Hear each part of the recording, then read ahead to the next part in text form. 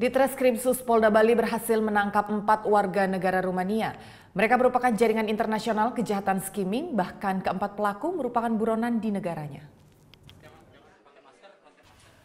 Bali masih menjadi tujuan pelaku kejahatan cyber untuk melancarkan aksinya. Setelah sebelumnya Ditreskrimum Polda Bali berhasil mengungkap jaringan kejahatan skimming dengan tersangka warga Bulgaria, kini giliran Ditreskrimsus Polda Bali mengungkap kejahatan yang serupa. Kali ini pelakunya adalah 4 orang warga negara Rumania, 1 diantaranya wanita.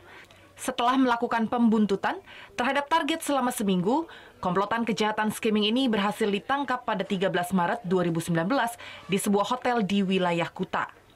Selama melakukan aksinya di Bali, jaringan kejahatan cyber ini sudah membawa data kartu kredit maupun kartu ATM milik orang lain dari negaranya.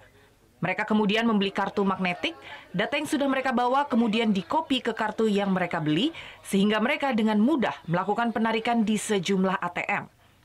Dari hasil penyelidikan, mereka melakukan penarikan di sejumlah ATM di wilayah Kuta dan sekitarnya.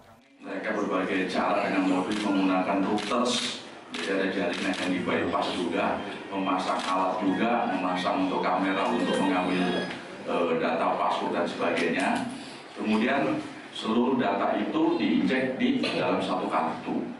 Ini kemungkinan kalau dari depan seperti kartu biasa, tapi kalau kita lihat dari belakang ini ada magnetic strip-nya.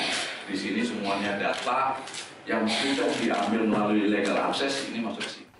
Dari para tersangka, petugas berhasil mengamankan barang bukti berupa uang tunai sebanyak 8 juta rupiah, puluhan kartu ATM palsu, laptop, serta mesin untuk mengkopi data kartu.